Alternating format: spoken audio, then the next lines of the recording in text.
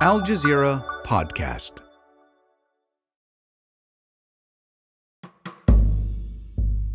Hi, Malika here. As 2023 wraps up, we're reviewing some of the stories that defined our year. Among them is the ongoing war in Sudan that's killed more than 9,000 people. When the fighting broke out in April between the country's army and the paramilitary group known as the Rapid Support Forces, we immediately got in touch with Al Jazeera's correspondent on the ground, Hiba Morgan. Here's our episode from April 19th. A note, none of the dates or other references have changed.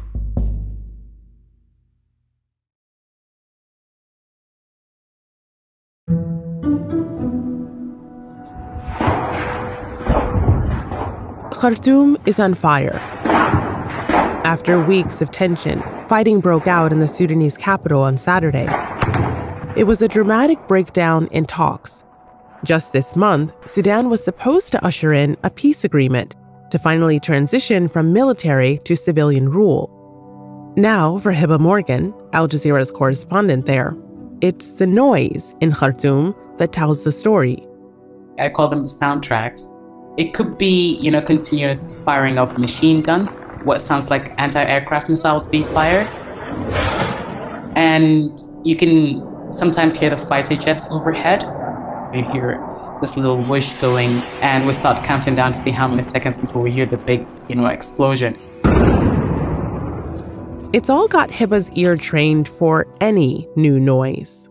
And I think let's do this in the interest of time, yeah? Oh, where was that? We have been targeted by a sniper just a short while ago, like about 25 minutes ago. So when I just heard a shot, sorry, kind of freaked out. Today, a report from the ground in Sudan. We missed getting a shot, I think, just by a few centimeters. I'm Malika Bilal, and this is The Take.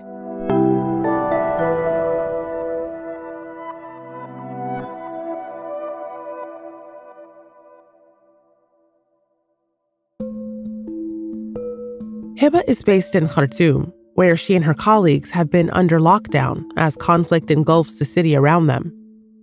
We're within these walls, each of us trying to do our jobs and not get killed. After years of coups, protests, and political instability, the people of Sudan were getting ready for a new government. But now those plans are at risk as the threat of an all-out civil war looms over the country. The battling parties are the country's army and a powerful paramilitary group known as the Rapid Support Forces. The Rapid Support Forces were meant to be integrated into the army, but there's now a standoff between the RSF and the head of the army. At the heart of the conflict is Sudan's transition to civilian rule, and the Rapid Support Forces, or RSF, is the sticking point. It's supposed to be integrated into the army, but disagreement over when and how has led to the edge of war. It's a quickly developing story, and everyone in Sudan right now is caught right in the middle of it, including Hiba, as she was telling our producers as I joined our interview on Monday. Just to give you an understanding, we're caught in the middle of this crossfire. Sometimes we think it's stray bullets, but then we were told by people around the security of the building that no, they know that they're snipers and they're targeting us whenever we step outdoors.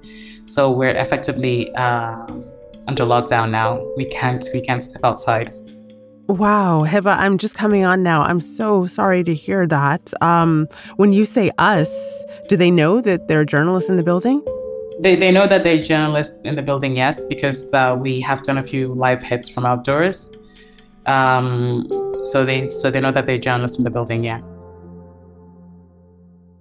So for our listeners, it is just after 5 p.m. in Sudan. What is happening where you are right now? Well, we're in the center of Khartoum, right? And this is the heart of the fighting. It's because the general command of the army headquarters is nearby. The presidential palace is nearby. Some of the headquarters of the Rapid Support Forces are nearby. So just because of these locations and these buildings and institutions are so close to each other and in the heart of Khartoum, where we are as well, we were able to hear airstrikes. We can hear the sound of the missiles as they're flying, we just don't know where they're going to land, and we can hear them when they land. We can feel the ground shaking sometimes. It's intense aerial bombardment, airstrikes, heavy artillery being fired. You sometimes hear light weapons. It's not clear exactly which kind of weapons are being used, but sometimes you feel like they're super, super close, especially at night. You get a few minutes or a few hours of quietness and you think, okay, this is it, one side is in control and this can finally be over. But then in the early hours, usually around 3 a.m., that's when it starts taking off again. And, you can hear the heavy artillery once again. And until the end of the night. Oh, wow. And so you were telling us that you were just targeted by a sniper, you and your team, your location, right before you went live on air. What was that like? What goes through your mind? We were standing and, this bullet comes through the glass clean and it just lands between me and the cameraman. And my other cameraman was outdoors and he said he was targeted twice. So it was shocking, first of all. We froze for a second. We didn't know what to do. Luckily, the other cameraman who was with me was able to warn me to get down and just run for cover. And this is us this afternoon. In the morning, the Al Jazeera correspondent was targeted as well, Al Jazeera Arabic. خلال هذه الاشتباكات والأصوات نعم كما تتابعون نحن الآن سقطت قذيفة بالقرب منا. So we do feel that once we step outside, we're not sure who exactly is shooting at us, but we do feel that they know we're here and they're not happy about it. And I think they have made that very clear. And for clarity, do you know who that is? Is that the army? Is that the rapid support forces? Who is that? Well, you don't know who's in control of which building and which institution. We know that the two sides are fighting. I mean, when it's the fighter jets flying overhead, you know that these are the Sudanese army because they're the ones with the fighter jets. When you hear the anti-aircraft missiles, you know that those are the RSF. But when you're standing and you get shot at or you hear the bullets flying, you're not sure exactly who's doing it. So we don't know exactly which side is targeting us, but it's definitely, difficult times for us. And I can imagine how it is for other people who are without electricity for days, who have no running water or drinking water for days now.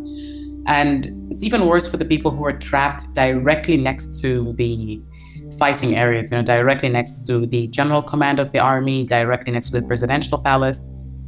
We're seeing their messages on social media saying that they haven't been able to get food or water. Some of them saying they have to drink toilet water just to be able to stay hydrated. So it is really difficult times here around the capital. As you mentioned, it is not just you and your team who are in lockdown. Explosions have rocked the capital, Khartoum, since Saturday, with the civilian death toll rising and residents sheltering in their homes. You tweeted a photo of students at a school on Qasr Street, trapped in their building on the 15th. You see the schoolboys in their uniforms, and these are middle schoolers, but also young elementary school age, primary school. You can tell they're young. And you write that the school lies close to the presidential palace, which is a fighting zone right now. There were operations of individual evacuations happening. And that means, parents of some children try to make it to the school to be able to get their children out when they can. So there are still some students trapped there. There's still some students trapped within other institutions as well. There's a university nearby where students are also trapped. So it's becoming an individual thing, People are trying to take their kids out one by one. This is not something Khartoum is used to, Malika. Yes, Sudan's history is filled with wars and conflict and displacement, not Khartoum. There's no safety shelter, People don't know where they would go when the airstrikes hit, when the heavy artillery kicks off, they don't know where to go to. And this is the case for many people who I speak to. They say that, we pick the largest room in the house, and that's where we stay. We get to the center of it because we want to stay away from walls. We want to stay away from windows. And we're hearing that a lot because, again, this is not a city that was prepared for in case of a war. And now we're talking about, two powerful forces in residential areas fighting each other off. So these are times that Khartoum has never had to go through before. Let's put it this way. Yeah. You mentioned residential areas. Another thing that seems pretty significant about all of this is where it's happening geographically. There's one building of the Rapid Support Forces that was hit over the weekend, and it's right across the road from the Army headquarters and right near the airport. What does all of that tell us about how concentrated all of this is in Khartoum? First of all, it tells us what the relationship was like between the Army and the RSF, or at least the senior command of the Army and the RSF. The RSF worked with the military to overthrow Omar al-Bashir in 2019. 2 years later, they carried out another coup. Dozens of protesters were killed in the aftermath. Hundreds were arrested. It's clear that because they were so close to each other, their residents were not far from each other. Their soldiers, their personal bodyguards would mingle with each other regularly. They were so close because the army did not mind having the RSF so close to their own headquarters. It's clear to see that their relationship was a strong one up until the differences started to emerge. The fact that the RSF were allowed to be in areas where there are residential buildings, where there are people living, civilians, showed that they did not account for, should such a day come, what would happen, how will they play it out. And yeah, this day has arrived. They're now fighting each other off, and the civilians are caught in the middle. How we got here after the break.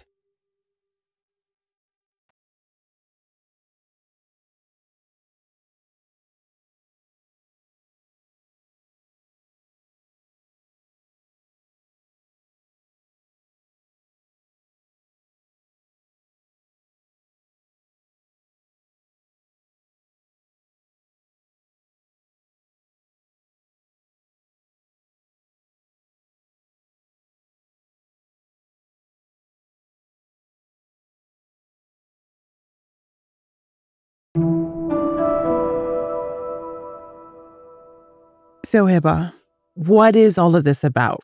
Why are two rival forces fighting each other, and where did they come from? At the core of it, it's an issue of survival. It started obviously when a few months after the military coup in October 2021, we could see the signs of tension between the RSF and the army commander. The commander of the RSF described that military takeover as a mistake that led Sudan to more political turmoil, and that there should be talks happening to transition Sudan to civilian rule. But then when they did sit down for talks with political parties, the army wanted to integrate the RSF because, the army is the main institution. And that's where the differences really, really started to appear. They had maintained an awkward alliance since the 2021 coup, but the rivalry between Sudan's de facto head of state and his deputy has now boiled over, following tensions over how their respective forces should be integrated. The RSF wanted to integrate over a 10-year period. The army wanted to, so obviously it's a big gap between 2 years and 10 years. There's the issue of who commands the RSF. The RSF wanted the political parties or civilian government to be leading it, and the military wanted the RSF to fall under it. So the issue of leadership was the main, I would say, breaking point between the two sides, because once the RSF falls under the army leadership, they don't exist anymore. And so at the core of this fighting, it's a struggle for power, it's a struggle for survival, it's a struggle for existence for both sides. Because should the army also get defeated, it will be the RSF replacing them. So, Hiba, we'd be remiss to go much further without talking about the two men at the helm of this, the men at the helm of the army and the Rapid Support Forces. And I'm talking about, of course, General Abdel Fattah al-Burhan, Sudan's military leader, and Mohamed Hamdan Dagalo, or Hemeti, the leader of Sudan's paramilitary Rapid Support Forces. How much of this fighting is actually just a rivalry between these two men? I would say the whole entire reason of this fighting is because of the rivalry between the RSF commander and the army chief. both sides want to prove that they're the main military in the country and that they're the top commander of the forces, of all forces. The RSF leader doesn't want to be the commander of the RSF only, and the army commander doesn't want to be the commander of the army while he has some paramilitary group running around on the other side. Because again, it's an issue of power, it's an issue of control, it's an issue of existence and survival.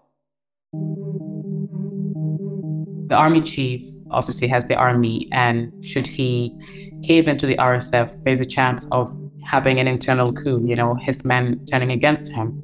It's also an issue of fight over resources because, both have investments, both don't want to lose control of that, both want to take control of the other's investment because the RSF has vast investments in various parts of the country. They have gold investments. They ship their soldiers to fight in the war in Yemen on the side of the Saudi coalition. So they do have a lot of wealth. So that's where we're at. So until just last week, everyone was talking about the agreement between the Rapid Support Forces and the army. Sudan's military rulers have once again delayed signing an agreement that would transition the nation from military to civilian rule. The agreement would allow for elections and the formation of a civilian government after over a year of military rule following the October 2021 coup. So what happens to that agreement right now? Because I'm sure no one is talking about that at the very moment with fighting happening. Yeah, people are not focused on that at the moment.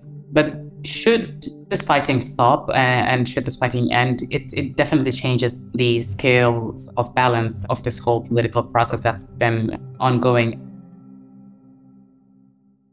So all of this, what we're seeing right now, is going to have a big role to play, whether there are talks after this battle is over, or whether there will be, a resumption of talks under new circumstances.